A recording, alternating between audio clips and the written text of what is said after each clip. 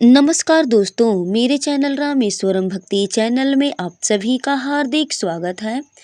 दोस्तों, इस वीडियो में हम जानेंगे कि 2023 में खरमास संक्रांति कब से प्रारंभ है और खरमास कब समाप्त होगा। दोस्तों, खरमास में हम कौन-कौन से कार्य कर सकते हैं और कौन-कौन से कार्यों को करने से वर्जित माना जाता है और क्या हम खरमास में मायके जा सकते हैं या नहीं। तो दोस्तों, इन सारी महत्वपूर्ण बातों को आज हम इस वीडियो के माध्यम से जानेंगे। तो चलिए सुनते हैं। दोस्तों, सबसे पहले मैं आपको बता दूं कि खरमास क्या है। खरमास कब से लगता है और क्यों लगता है। देखिए, जब सूर्य धनु और मीन राशि में प्रवेश करते हैं तो उनके तेज से गुरु बृहस्पति का तेज का प्रभाव कम हो जाता है, जिससे कोई भी शुभ और मांगलिक कार्यों को करना वर्जित किया जाता है। इन समयों में मांगलिक कार्यों को, शुभ कार्यों को नहीं किया जाता है। दोस्तों, खरमास का माह यानी संक्रांति में और सूर्य के जो 7 घोड़े की सवारी होती है, सूर्य भगवान के जो 7 घोड़े होते हैं सवारी के, वो घोड़े खरमास में थक जाते हैं। तो उन्हें जो है कि सूर्य देव घास पानी के लिए छोड़ देते हैं और इसी तरह से इनकी कथा मतलब कहानी है, जो कि कहानी के माध्यम से इसको हम समझ सकते हैं। उसके बाद खरमास में सूर्य देव गधों पर सवारी करने लगते हैं। जैसे कि खरबिस होता है गधा, यानी गधा सूर्यदेव खरों की सवारी करने लगते हैं। इसीलिए खरमास में कोई भी शुभ कार्य, मांगलिक कार्य नहीं किए जाते हैं, क्योंकि खरमास में घोड़ों की चाल गति में गधों की चाल गति धीमी होती है। इसीलिए विवाह, मुंडन, गृह प्रवेश जैसे सभी कार्यों को स्थगित कर दिए जाते हैं और उन्हें जो है कि अस्थायी रूप से रोक दिए जाते हैं। जब सूर्य मकर राशि में जाते हैं तो मकर संक्रांति कहते हैं और मकर संक्रांति के दिन से दोस्तों सभी शुभ कार्य, मांगलिक कार्य, मुंडन, विवाह, शादी, गृह प्रवेश, नए कार्य सारे जो है कि कार्यों को करना प्रारंभ हो जाता है संक्रांति के बाद से, जो कि मकर संक्रांति जनवरी के महीने में पड़ेगा। और उसी समय से जो है कि उसी दिन जो है कि मकर संक्रांति का त्योहार भी हम लोग मनाते हैं, मनाया जाता है, जिसे हम संक्रांति या खिचड़ी का त्योहार भी कहते हैं। दोस्तों, खरमास के समय में जो है कि हमें सबसे ज़्यादा सूर्यदेव की पूजा करनी चाहिए। साथ ही सभी देवी देवताओं की भी पूजा अर्चना और पाठ भी करने चाहिए। इस समय में खरमास में जो भी पूजा पाठ किया जाएगा बहुत उत्तम होता है। अब हम जानेंगे कि खरमास कब से मतलब लग रहा है और कब जाकर के समाप्त होगा। तो दोस्तों, 16 दिसंबर 2023 दिन शनिवार से खरमास प्रारंभ होगा और 15 जनवरी 2024 को खरमास जो है कि समाप्त होगा, यानी संक्रांति उसी दिन मनाई जाएगी। खिचड़ी का त्यौहार हम लोग उसी दिन मनाते हैं, खिचड़ी बनाते हैं और ब्राह्मणों को भोजन कराते हैं खिचड़ी का। लाई भी बांधते हैं, जो कि उसको लाई बोलते हैं, धोधा बोलते हैं। तिल का लाई, भूजे का लाई जो है कि हम लोग बनाते हैं और मकर संक्रांति के दिन उसको दान में देते हैं, छूते हैं और ब्राह्मणों को भोजन कराते हैं, दही चूड़ा खिलाते हैं, खिचड़ी खिलाते हैं। तो दोस्तों, इस तरह के हम लोग जो है कि अपने त्योहार को मनाते हैं। खरमास में हमें क्या चीज़ें नहीं खरीदनी चाहिए और क्या हमें खरीदनी चाहिए, आइए इसको सुनते हैं। दोस्तों, खरमास में पूजा से संबंधित फोटो, कैलेंडर यानी प्रतिमा या फिर कोई भी तस्वीरें भगवान जी की, इन सभी वस्तुओं को, पूजा पाठ की सामग्री को हम लोग खरीद सकते हैं। इसमें कोई मतलब दोष नहीं है। दोस्तों, खरमास के समय में, संक्रांति के समय में धार्मिक स्थलों पर भी हम लोग जा सकते हैं। किसी भी तीर्थ स्थल पर पूजा पाठ के लिए या धार्मिक स्थल पर जाना वर्जित नहीं है, वो एकदम आराम से आप लोग जा सकते हैं। अब सवाल है कि क्या हम मायके और ससुराल खरमास में जा सकते हैं। तो देखिए दोस्तों, अगर विशेष कोई ज़रूरी बात हो, कोई ज़रूरी काम हो, कोई विशेष मतलब आवश्यकता हो, कार्य हो, तो आप कई बार यदि आए गए हैं मायके से ससुराल, ससुराल से मायके, तो आप लोग जा सकते हैं। और अगर अधिक विशेष कोई ज़रूरी काम नहीं हो, कोई ज़रूरी बात नहीं हो, तो आप लोग न जाएँ खरमास में ही, तो बहुत ही शुभ होगा, मतलब अच्छा होगा, न जाएँ तब। 1 महीने के लिए आप लोग एक जगह मतलब रुक जाएँ। अगर कोई विशेष कार्य है, कई बार आए गए हुए हैं, तो आप लोग जा सकते हैं, उसमें कोई रोक नहीं है। और अगर पहली बार बहनें जो है कि ससुराल से मायके जाना चाहती हैं, मायके से ससुराल आना चाहती हैं पहली दफ़ा, तो वो बिल्कुल वर्जित है, उसमें मतलब आपको नहीं जाना है। अगर पहली बार कभी का गए नहीं हैं, आए नहीं हैं, तो पहली बार आप लोग न जाएँ।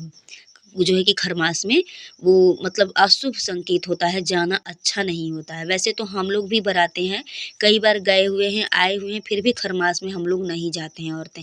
दोस्तों इन सारी बातों को बहुत से लोग ऐसे हैं कि जो कि मायने नहीं रखते हैं, नहीं मानते हैं, इनका पालन नहीं करते हैं, कहते हैं ये सब क्या है, ऐसी कोई बात नहीं है, जाना चाहिए, आना चाहिए। लेकिन दोस्तों मानना चाहिए, जो कि मान लीजिए अगर 1 महीना हम नहीं जाएँगे कहीं मायके से ससुराल, ससुराल से मायके तो क्या हो जाएगा?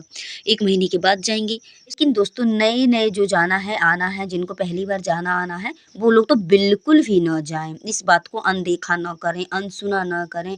इस पे आप लोग गौर करें कि खरमास का ऐसा समय होता है कि कोई शुभ कार्य करने के लिए वर्जित होता है, तो जाना-आना भी पहली बार नहीं चाहिए। बिल्कुल रोक के मतलब उसको रहना चाहिए। और दोस्तों खरमास में संक्रांति में कोई भी नया कार्य आप लोग ना करें और खरमास में आप बर्तन भी नहीं खरीदें। क्योंकि कोई भी मांगलिक और शुभ कार्य खरमास में नहीं किए जाते हैं, उन्हें नहीं करना चाहिए, तो बर्तन वगैरह भी आप लोग ना खरीदें। बहुत ज़्यादा आवश्यकता है, तो आप लोग पहले से अगर खरीद के मतलब यूज़ करके उसको इस्तेमाल कर सकते हैं या फिर बहुत ज़रूरी विशेष कोई मतलब वस्तुएँ खरीदनी है, कोई चीज़ें खरीदनी है, तो आप उसको खरीद सकते हैं, लेकिन उसका इस्तेमाल ना करें, उपयोग ना करें। खरमास के बाद उसको इस्तेमाल में लाएँ, उपयोग में लाएँ, यूज़ उसको बाद में करें, खरमास के बाद में। और दोस्तों अगर बढ़ जाए मतलब बराबर हो जाए तो आप लोग बिल्कुल ना खरीदें, क्योंकि ये सब शुभ नहीं होता है। और दोस्तों कुछ ऐसी वस्तुएँ हैं जिन्हें खरमास में मतलब खरीद सकते हैं, उस पे कोई मतलब दोष नहीं है। जैसे कि आप ऊनी वस्त्र, ऊनी रज़ाई, गद्दा, स्वेटर या फिर और भी जो भी मतलब ठंड के ऊनी वस्त्र हैं, उन्हें आप खरीद सकते हैं। लेकिन दोस्तों खरीद सकते हैं, लेकिन मेरे ख़्याल से तो पहनना भी नहीं चाहिए। नई वस्तुएँ, नई चीज़ें नहीं पहनना चाहिए। आप लोग पहले से खरीद कर के मतलब रख लें और उसको यूज़ कर लें, शरीर में थोड़ा पहन लें, उसके बाद से जो है कि लेकिन एक बात मैं आप सभी को बता दूँ कि खरमास जो है कि औरतों के लिए ही मतलब ज़्यादा, स्त्रियों के लिए, महिलाओं के लिए ही मतलब बराबर होता है। खरमास में जो है कि पुरुषों के लिए नहीं बराबर होता है। पुरुष लोग नया वस्त्र खरीद सकते हैं, पहन सकते हैं, नई वस्तुएँ अपने लिए मतलब यूज़ में ला सकते हैं। और मेरी बहनें और माताएँ, मैं आप सभी से भी कहना चाहूँगी कि अगर आपकी कोई बहुत विशेष मतलब चीज़ खरीदना है, यूज़ में लाना है, पहनना है या फिर कोई विशेष मतलब खरीदारी करनी है, आप उसको खरीद लें और अपने घर में जो भी पुरुष हैं, बेटा है या फिर जो भी हैं, उनको आप पहना दें उस चीज़ को। जो भी नया वस्तु खरीदें, वस्त्र पहनने वाला खरीदें, उसको आप लोग उनके मतलब शरीर में लगा कर के, पहना कर के कुछ खिला दें, मतलब वो जूठा हो जाए। उसके बाद से आप उसको पहन लें, यूज़ कर लें कि ये खरमास जो है कि पुरुषों के लिए मतलब नहीं बराबर होता है इसमें और औरतों के लिए मतलब होता है। तो आप पुरुष को पहना कर के, उसको यूज़ करा कर के खुद मतलब पहन सकती हैं, यूज़ कर सकती हैं। इसका मतलब यही दोष है और इससे मतलब पुरुष को पहना देने से उसका दोष जो है कि कटित हो जाता है, हट जाता है। दोस्तों अगर आप सोना-चाँदी खरीदना चाहते हैं खरमास में तो आप उसको ना खरीदें तो बेहद मतलब अच्छा रहेगा। उसके लिए बुकिंग कर दें, ऑर्डर दे दें, उसका जो है कि बयाना दे दें और जो कि पसंद कर लें, उसको जा कर के देख कर के बुकिंग ऑर्डर वगैरह दे कर के, बयाना दे कर के वहाँ रोक दें, सोनार के यहाँ पे। उसके बाद से आप जा कर के उसको खरमास के बाद उठा कर के अपने घर ले आएँ, क्योंकि शुभ कार्य, मांगलिक कार्य, विवाह शादी के लिए जो भी गहना मतलब खरीदा जाएगा वो मतलब ना खरीदें खरमास में तो ही अच्छा रहेगा और बुकिंग वगैरह कर लें, उसको पसंद-वसंद कर लें और लाना हो तो आप खरमास के बाद अपने घर में लेकर के आएँ तो बहुत मतलब शुभ रहेगा, अच्छा रहेगा। दोस्तों एक विशेष ज़रूरी बात और भी है कि अगर आप लोग खरमास में कोई नया व्रत शुरू करना चाहते हैं और खरमास में किसी भी व्रत का आप उद्यापन करना चाहते हैं तो उसको ना करें। मानते हैं आप कोई व्रत कर रहे हैं, 16 सोमवार का कर रहे हैं या कोई भी कर रहे हैं और खरमास में आपका वो पूरा होने वाला है और आप उद्यापन करना चाहती हैं, तो उसको ना करें। 1-2 करके अधिक बेशक कर लें और अगला मतलब उसमें ला कर के खरमास के बाद वाले सोमवार में या फिर जो भी व्रत आपका उद्यापन करना है, 1-2 अधिक करके खरमास के बाद उसका उद्यापन करें। तो अच्छा रहेगा, क्योंकि खरमास में कोई भी व्रत का उद्यापन नहीं किया जाता है, बैठाया नहीं जाता है, कोई नया व्रत को प्रारंभ नहीं किया जाता है, खरमास का समय मतलब ऐसा होता है। और दोस्तों अब खरमास के मतलब प्रारंभ होने का टाइम क्या है, उसका समय क्या है? आइए इसको भी हम जान लेते हैं कि कितने बजे से लग रहा है खरमास का समय। जो है कि दोस्तों पंचांग के अनुसार 16 दिसंबर को सूर्य देव शाम 3:58 पर वृश्चिक राशि से निकलकर धनु राशि में प्रवेश करेंगे। अतः इस दिन से ही खरमास लग रहा है। इस राशि में सूर्यदेव 30 दिनों तक रहेंगे। उसके बाद दोस्तों सूर्यदेव जो है कि धनु राशि से निकल करके मकर राशि में प्रवेश करेंगे, जो कि 15 जनवरी 2024 को वो धनु राशि से निकल करके मकर राशि में प्रवेश करेंगे। तभी जो है कि मकर संक्रांति लगेगा और मकर संक्रांति का हम लोग त्योहार मनाएंगे। तो दोस्तों आप सभी से मेरी एक छोटी सी रिक्वेस्ट है कि चैनल को आप लोग सब्सक्राइब कर दें, लाइक कर दें, बेल आइकन को अवश्य प्रेस कर लें ताकि हमारी अगली नोटिफिकेशन वीडियो आप तक आसानी से मिल सके। दोस्तों इस वीडियो में बने रहने के लिए आप सभी का मेरे तरफ से धन्यवाद।